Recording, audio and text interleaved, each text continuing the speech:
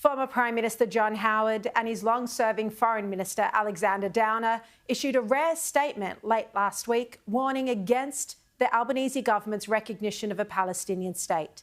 Now, I sat down with Mr Howard for an exclusive interview to discuss this. I also asked him about immigration, how long he thinks Labor will be in power, whether Victoria is a lost cause for the Liberal Party, spoke about crime, and his view on the debate around net zero. Here's our interview.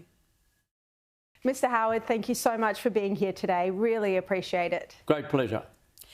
Now, the Prime Minister, Anthony Albanese, will soon travel to the United Nations General Assembly, where he will vote to recognise a Palestinian state.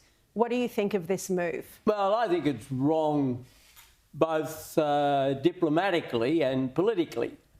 And what I've said recently with Alexander Downer, who was Australia's longest-serving foreign minister and was an outstanding foreign minister in my government, and both of us, as long-standing friends of Israel, think that our Prime Minister has gone about this the wrong way.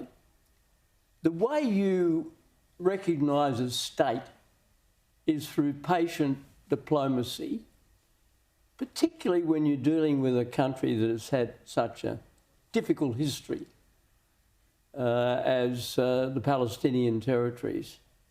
It's got to be remembered that the world is fixated at the moment on the tragedy of the war in Gaza. And it's awful. I am moved by pictures of people being carried to hospital and children starving. Of course that upsets me, upsets all of us. But you've got to remember that the cause of that goes back to the 7th of October 2023.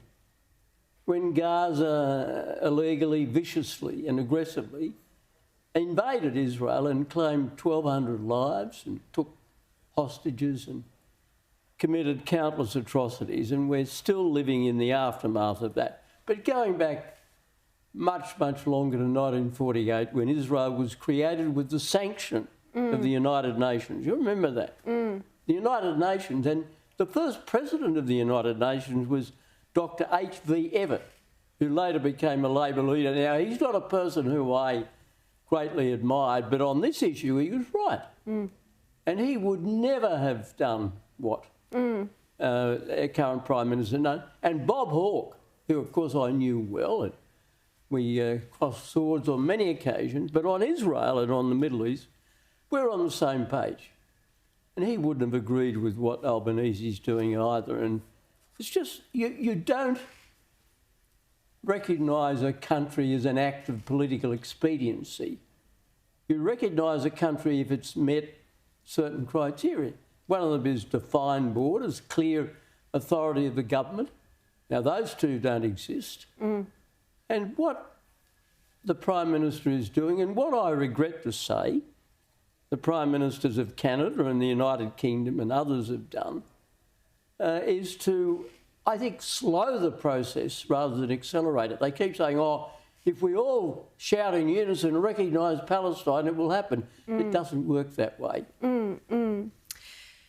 Because, as you said in your statement, recognition of a Palestinian state does require the final status issues to be resolved and also has to meet the criteria, as you just said.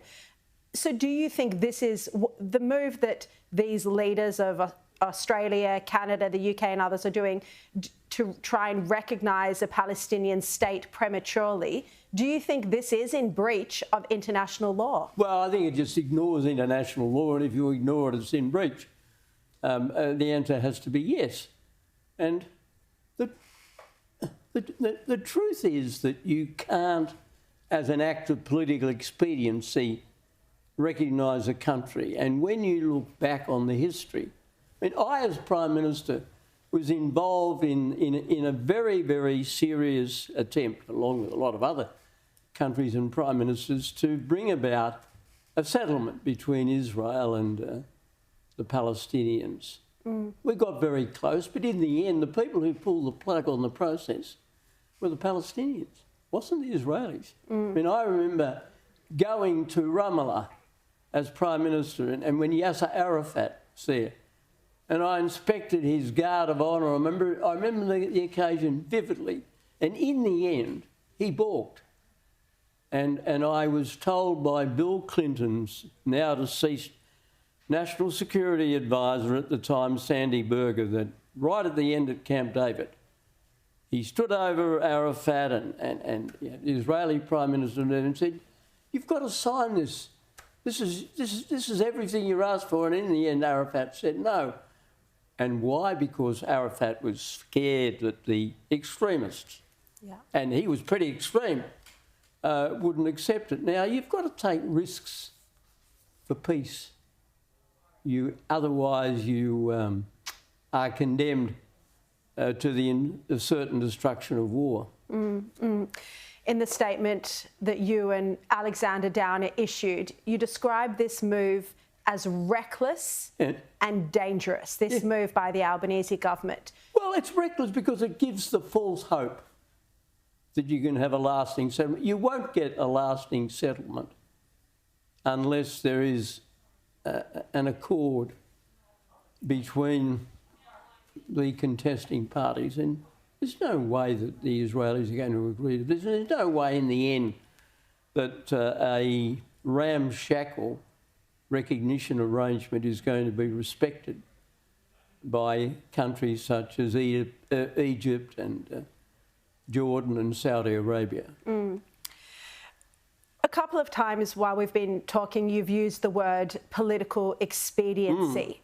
And I presume by that you're referring to the Western Sydney voting base of ministers like Tony Burke, Jason Clare and others.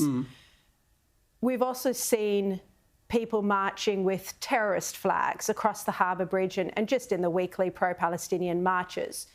On reflection, do you think this is a failure of our immigration program, that not everyone now shares our Australian values? Well, that is in a sense a separate issue, but I do have views. I'm strongly in favour of immigration. I think immigration has done wonderful things for this country, continues. But when somebody comes to Australia, they've got to embrace Australian values. And it doesn't mean to say they all have to vote Liberal or Labor or Green or whatever. It just means that they have to embrace the democratic system in this country. And I do think that we have made the mistake of emphasising the tribalism of multiculturalism rather than the benefits of what you might call an inclusive, integrated society. I never thought there was anything particularly wrong with using old terms like integration and assimilation. Assimilation, to my mind, doesn't mean you forget your roots. I don't think for a moment that a person who was born in Italy or India should lose sight of that fact. I mean, I've never met a multicultural man or woman. I've met plenty of bicultural. You know, I had a wonderful Chief of Staff, Arthur Sinodinos, who many know well and respect. He was a magnificent Chief of Staff. He was as Australian as a gum tree. He was born in Newcastle, but he had very deep roots with his Greek heritage. Now, that's terrific. But, I mean, that's true of so many. But there's clearly an issue where we see Australians marching with terrorist flags. I think people are concerned about the failure of integration with some migrants, but I think they're even more concerned about the level of the program. There's an instinctive feeling in the Australian community that some of our problems with housing, with transport, congestion in the cities is due to the fact that we have got too big an intake. Now, I think we need to have a steady, adjustable, if you can have both those things at the same time. I suppose it can be steady if the adjustments are not too sharp. But you've got to have a steady immigration program, but it's got to be tailored to the needs of the community. And it can't overload cities. Do you think it's done that? Is that what we're seeing? Well, I think there's some evidence. I mean, there's a lot of debate about this, but I think it's overloaded the city, and certainly it's an issue with housing. You mentioned before Labor heavyweights Bob Hawke and Doc Evatt. When you consider figures like that, and I take let me say, I put them in a different category. I mean, I thought Hawke was the best Labor stress the adjective, Prime Minister this country's ever had. I disagreed with Evatt on so many things. Well, let's take Hawke then. When you consider a reforming Prime Minister like Hawke, and then you look at the Labor federal leadership today, Albanese, do you think we are witnessing a degeneration, a decline of the Labor Party? Well, look, I hesitate to pronounce benedictions on political parties. It's a very dangerous thing to do. Happens every time you have a bad result. I mean, when the Liberal Party suffered a bad result a few months ago, people run around saying, oh, the Liberal Party's finished. No, the Liberal Party's not finished. It's had a bad result. It will recover. Equally, when the Labor Party lost heavily in 2013, people ran around then saying it's finished. It's not. Came back. I think the Labor Party is having an identity crisis on this issue. This would never have happened under Hawke's leadership. And Albanese talks about how he wanted to model himself on Bob Hawke. Well, he's not doing that when it comes to the Middle East. But on foreign policy more generally, we see this government aligning itself with the left-leaning leaders of Europe and out of step with Washington. Well, the left-leaning leaders of Europe, as you call them, have been elected. I mean, Keir Starmer is the Prime Minister of Britain. He's the Labor Prime Minister of Britain. I dealt for 11 years with the Labor Prime Minister of Britain, Tony Blair. And on international policy, he was great to deal with. He made a lot of sense. More centrist. Well, it's common sense. I think on this issue, Starmer and Macron, and to some degree, I can't really assess him yet. It's too early. The new Chancellor of Germany appear to have gone along with the mob that say, well, it's terrible what's happening in Gaza, and the way to finish it is to give in. Now, you can't do that. They started it. I mean... you can't give in to terrorists. No, you can't give in to people. You certainly can't give in to terrorists. And Hamas are a terrorist organisation in the eyes of Australia, Britain, America, Canada, New Zealand, any country that you respectably name. They've all condemned it.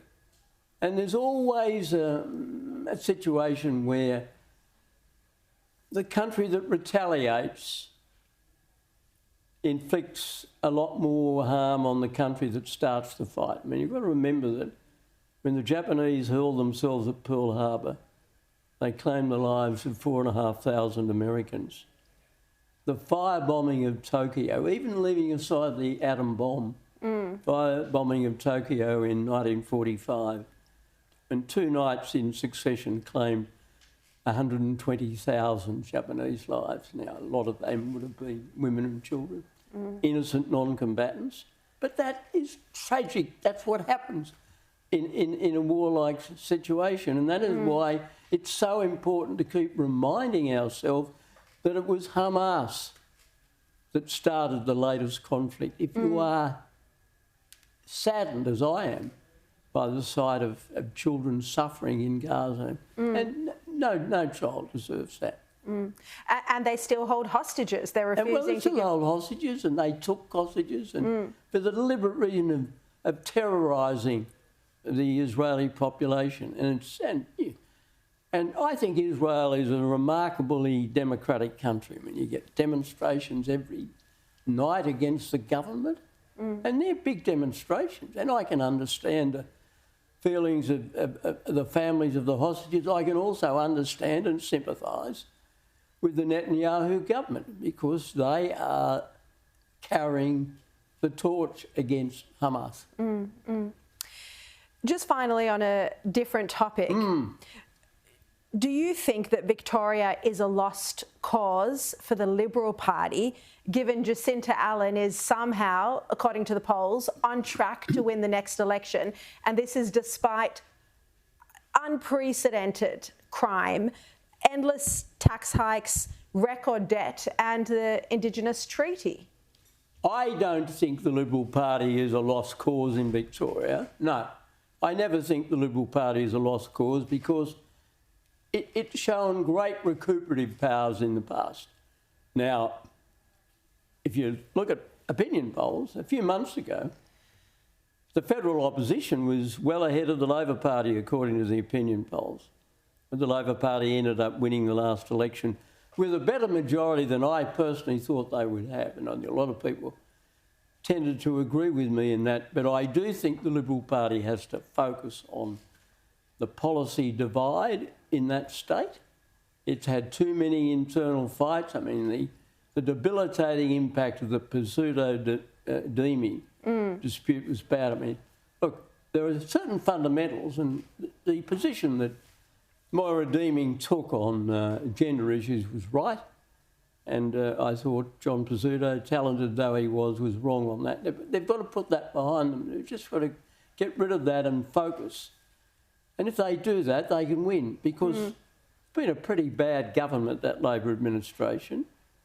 But it survived in the past, and it will survive again unless the Liberal Party gets its act together. And it gets its act together by focusing on big policy differences, not on talking about itself. The public has got no patience with political parties that spend their time talking about themselves.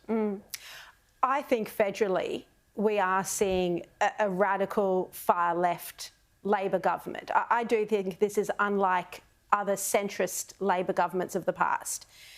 And yet, according to the number of seats that the Liberal Party, the coalition, would need to win, I mean, we're most likely looking at another 6 years, aren't we? Oh, look, Shari, I would caution very strongly against forward projections of that kind. You never know in politics. And just as 9 months ago, the Liberal Party looked in good shape to possibly even sneak a win, or certainly minority government federally, and it ended up going backwards. That happened in less than a year. So you can't start talking about what will be the situation in 6 years' time. It all depends on performance. The Liberal Party has a new leadership group, and Susan Lay's got to be given a chance to perform as a leader, and I hope that she succeeds. I want her to succeed.